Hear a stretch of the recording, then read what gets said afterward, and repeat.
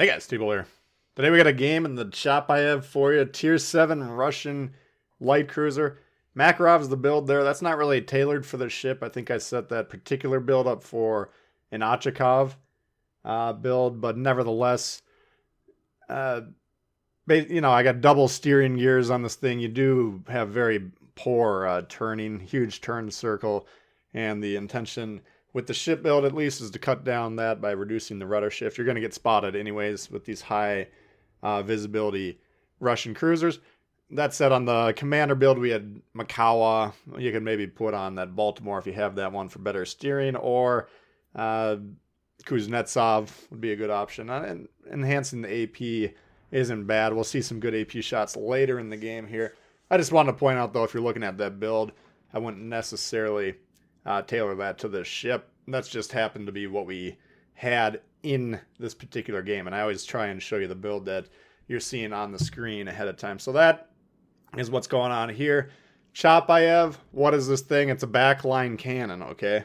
And that, to me, makes it kind of a less appealing than a lot of the cruisers, which have more direct control over the game. It's an important role. Basically, we want to kind of lean on the opponents, especially the battleships. Right now, most players, it doesn't matter what ship they're in, they focus on burning down the battleships or damaging the battleships. So it's not what most of the ships in the game should be focusing on. Killing the destroyers, of course, radar cruisers, then battleships. That's the importance of the ship in general, in my opinion, and I think a lot of players that are pretty good at the game would agree with that assessment. But there is the role to pressure those battleships, and that's kind of what the Chapayev is made to do. It's got good range, and again, we should enhance it more probably by either playing Kuznetsov or putting him on as an inspiration that increases the cruiser max firing range.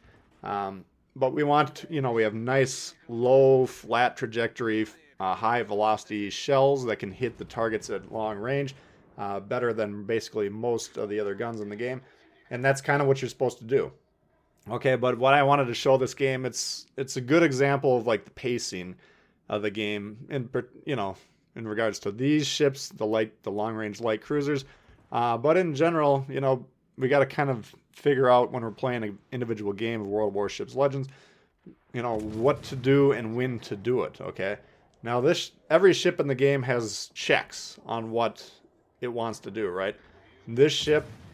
Take, for instance, I want to move forward. I want to exert control. You have more control over areas close to you. So the closer you can get to what your objectives are, generally the more effective you are going to be able to do that. But the checks on this ship, the presence of battleships, right? I can't move into the center of the map, into the caps. If there's any battleship that can access me, I can get blasted. Okay, if I got these cruisers out there, I can angle against them, mitigate their AP shots. I can out DPM them with HE. And even close range, we can get some torps going. Likewise, destroyers. I got radars, I got fast firing HE guns. We can tear destroyers to shreds at close range. All right, so I'm not worried about cruisers or destroyers close range. Battleships close range will kill me in 1 or 2 hits. Period. All right, so the pacing of this ship is we got to make sure the battleships are either completely mispositioned. And speaking of misposition, take a look at the black hole we got developing in the northern part of the map. Don't clump up, guys. Horrible. You're going to get smoked. But, if the battleships can't shoot us, then maybe we could move into an area. Or if we burn them down, then we could eventually, move into the areas that we want to do.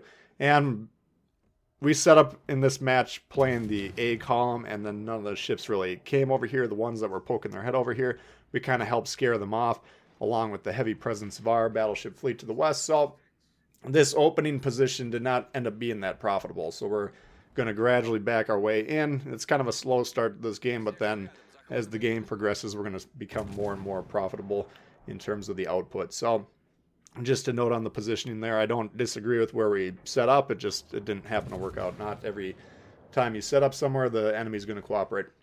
But let's take a look at destroyers. What's the destroyer check on their progress? Well, you can say, let's say I'm a destroyer, I'm trying to get onto a cap. Okay, there's 2 main checks. There's cruisers, and in particular radar cruisers, who can spot you even in the smoke and blast you very quickly.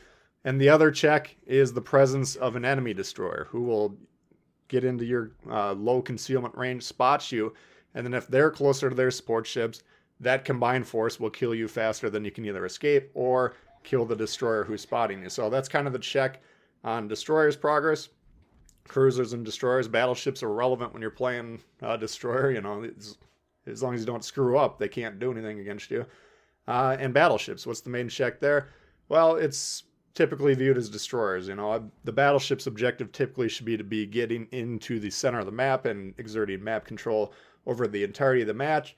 But destroyers, if we don't know where they are, you know, if they're sailing around at the edge of the map, then you don't care about them. But if they're unaccounted for and they're likely in the middle, then you can't get in the middle.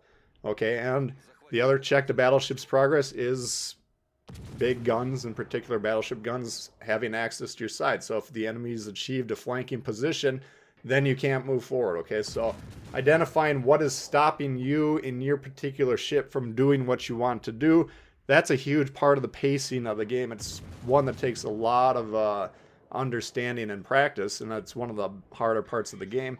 I try and talk about it whenever I can. It's kind of a topic that most players don't really find that attractive typically, and they don't like to learn about it that much, in my experience at least. I can see the results of my efforts, of course, when it comes to individual videos, but that's kind of what we want to be doing. So what we're doing now, we've kind of gotten into a position where we can once again lean on these battleships, and as long as our team's spotting them, we can start pummeling them. We're going to be hitting them with these shells. They're going to be doing raw damage, and we're going to be getting fire damage. Okay, Colorado and American battleships are prime targets for these Soviet light cruisers. Okay, they got these huge superstructures that you can see are achieving a lot of raw damage, and from time to time we'll be getting fires that are kind of accumulating background damage. Okay, so that's kind of the target we want. CNOP, we're not going to get as much raw damage just due to the stronger armor on that ship, but again, we wanted to set it on fire, get him to use his damage controls, and if he doesn't use that, then we'll kind of lean on him with the background damage. We're still getting pretty decent damage with those shots. But you can see the enemy is going up big on ships. However, we've got 2 caps and they got 1. So how does the scoring in this game work? We try and talk about this as well a lot of times, because once again, it's an area of the game that a lot of players kind of tend to ignore. Okay, the score when you're killing ships will go back and forth. All right, a battleship is worth as much points to the red team if they kill a blue team battleship as it is for the blue team to kill a red team battleship. Okay, so if we're down 2 battleships, for instance, and then we kill 2 enemy battleships, then that part of the score is once again tied. Okay, but if we in the meantime have an extra cap and we have 2 caps, they have 1, in the background we're accumulating more points. So now if they kill the 2 battleships and we take the 2 battleships back, it's no longer tied. At that point we'll be in the lead by a score that represents how long we've had control of these caps. Okay, so the longer you ignore the caps, the harder it is for you to win the game. All right, because we talk about this especially at the end game when you're trying to evaluate, okay, how do we win the game? Just because you got more ships doesn't mean you got more team HP. A lot of times the ships you got will be wounded or they'll be in bad positions that can be taken out quickly with crossfire. And that score advantage that's apparent when you're glancing at the top of the screen, that can disappear very rapidly. Okay, so having this 2 cap advantage for the majority of the game is going to allow us to continue to control the game. Atlanta rushing into us. I've been trying to target him a lot. He's a lightly targeted armored cruiser. And of course we want to deal damage to him because he can deal a lot of damage. He's going to flash the broadside here. I don't know if he knew we were here, or he was trying to rush us, or he was just trying to get in the cap, trying to save the game. He flashes the broadside here. That's going to, of course, cause him a lot of pain and consternation. Down he goes. And now you see we've tied up in ships, and now we're in the lead.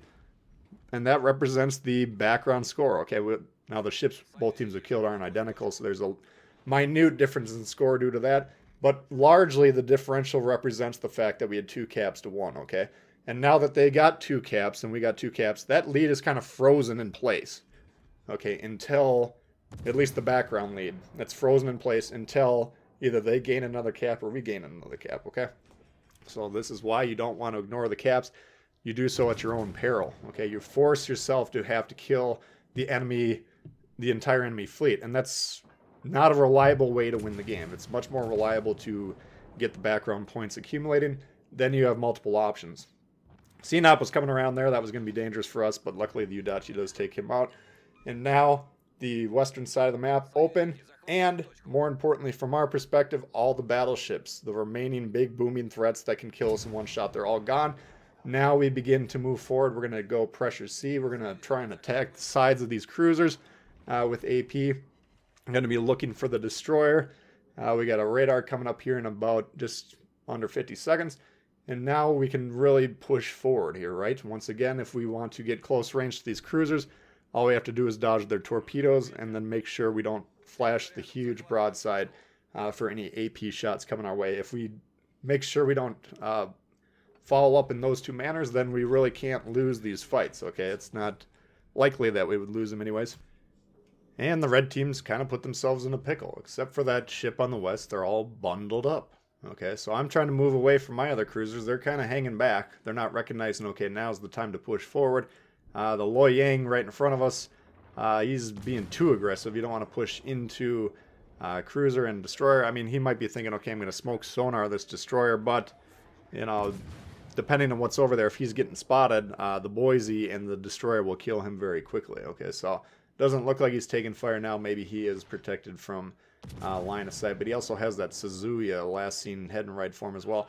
And, you know, the enemy definitely needs to remove the destroyers kind of as a first priority here. Luckily for them, our Loyang succumbs to a widespread torpedo strike there from the Kagero, and that takes him out. So we're once again even, but we are attacking C, so they're not currently accumulating points from that, and that means we have a 2-to-1 income advantage, and once again the background score goes up. Tried to get the Suzuya with a critical shot there as he was coming around.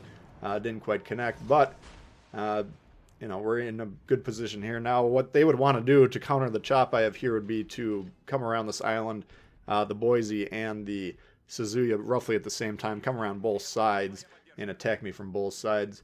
That would take me out. Or the Kagero could maybe move to the right-hand side of the screen there, spot me, and then maybe they can get some damage that way. But we're just trying to maintain our intelligence on them, what they're trying to do, and make sure that we don't succumb to that attack. We are getting sonar here by the Suzuya. He's coming around broadside. We're watching on the map there, so we begin to turn away. We don't want to be coming around the island as he moves into position to shoot us broadside. No, we want to be either pointed mostly directly at him, or rather, preferably, since we had the time to turn away like we did here, pointed mostly away from him. That'll help us dodge torps, which we're expecting to be coming here, and also protect us from potential AP shots. Now, they both fire HE. That's their prerogative. That doesn't bother us, of course. But had we come across broadside and had the Suzuya loaded AP like we did there, that's the type of shot we would be expecting. All right, so yeah, they set us on fire. They did force the damage con, but now the Suzuya is in serious trouble. And in fact, he goes down, and that's because we were firing AP into his broadside. And there's the Kagero. He's trying to kill a full health Chapayev with his guns.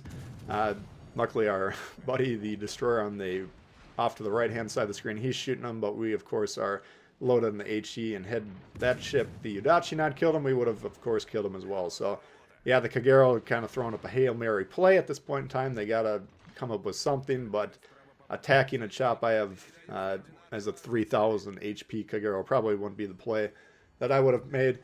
Did have some torpedoes coming in there. We just hold on to the island, make sure that we don't eat those if possible. Now, here's the York. He did achieve a flanking position, but just took too long. You know, these guys all sat in one black hole region for a huge part of the map, and they never gained map control, and you can see the results are as predicted.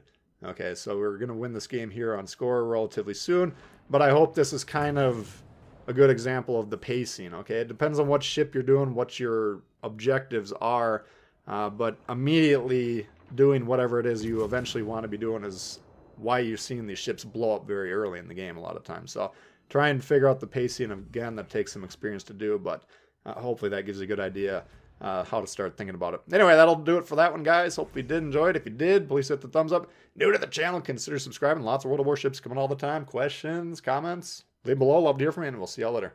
Peace.